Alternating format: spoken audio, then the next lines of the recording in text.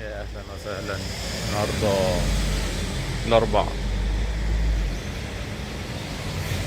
ما قبل الرحيل. نسافر بكرة إن شاء الله، فربنا ييسر الحال كده، تكون رحلة موفقة وخطوة جديدة مهمة، وننهي ما ابتدأ عمله، ويعني يكون الدنيا كويسة يعني إن شاء الله.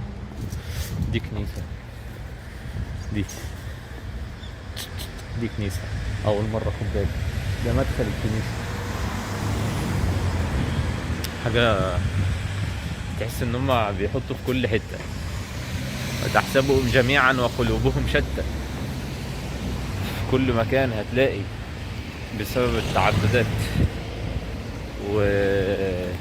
والانقسامات، وتحسبهم جميعا وقلوبهم شتى.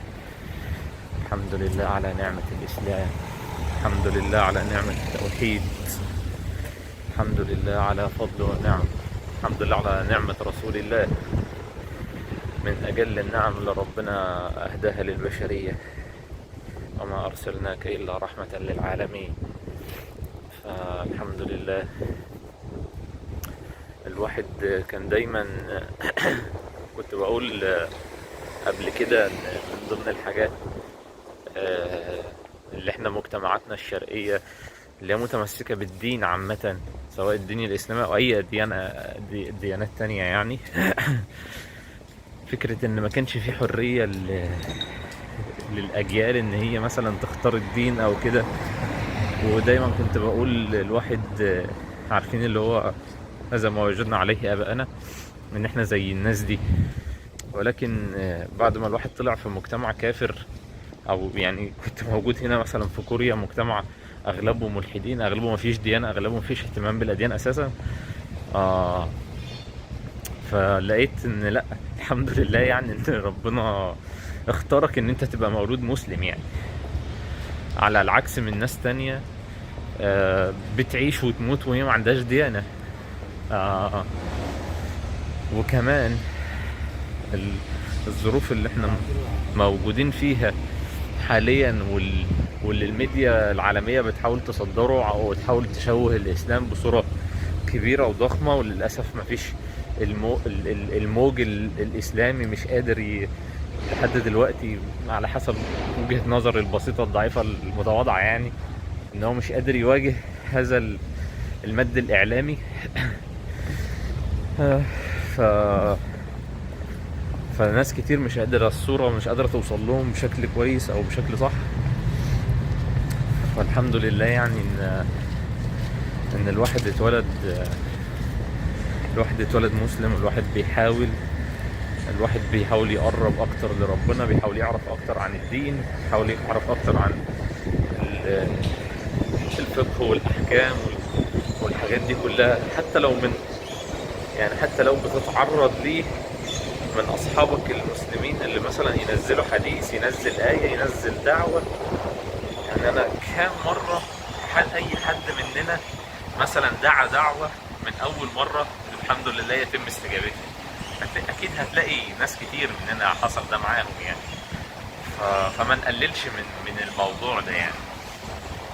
فالحمد لله يعني على نعمة الاسلام يعني. ايه رأيكم تعالوا نرفع الفيديو ده على طول من غير اي مونتاج ولا اي حاجة. ما كانش في بالي اصلا احنا ممكن نتكلم عن حاجة زي كده. وطبعا انا في فيديوهات كتير المفروض انا لسه هعمل لها مونتاج، ولكن تعالوا نرفع الفيديو ده، ولا ما ارفعوش دلوقتي، محتار.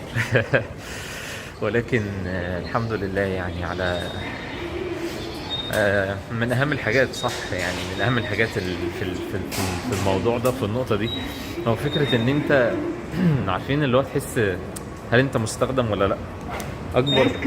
اكبر هاجس بالنسبة لي، لان خاصة هيحسها ويعيشها الاشخاص اللي عاشت في عمل تطوعي قبل كده، هو فكرة ان انت كنت حاسس قبل كده ان انت اشتغلت مثلا في اعمال خيرية واعمال تطوعية و كنت بتساعد ناس وهكذا.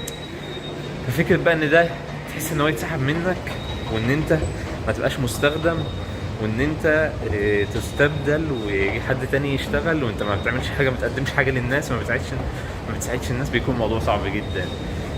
ف... فده من ضمن برضو النعم والحاجات اللي الواحد بيحبها وبيحسها في الدين يعني. وفي زي ما قلت في الكوميونتي اللي انت بتبقى محاط بيه، الناس اللي انت محاط بيها سواء من اصحابك او من الناس اللي انت عرفتها قبل كده، اللي دايما بتساعد ان انت تعرف ربنا اكتر، تقرب اكتر، ان انت تعمل اعمال تطوعية واعمال خيرية والكلام ده كله. الفيديو ده انا كنت هرفعه جاهز كده بس خلينا ايه ما نرفعوش دلوقتي، نخليه في التسلسل الطبيعي بتاعه خلاص. ف الحمد لله على كل شيء. نكتفي بهذا القدر ونكمل بقى، ممكن نكمل في فيديو تاني، ونراكم على خير ان شاء الله. سلام.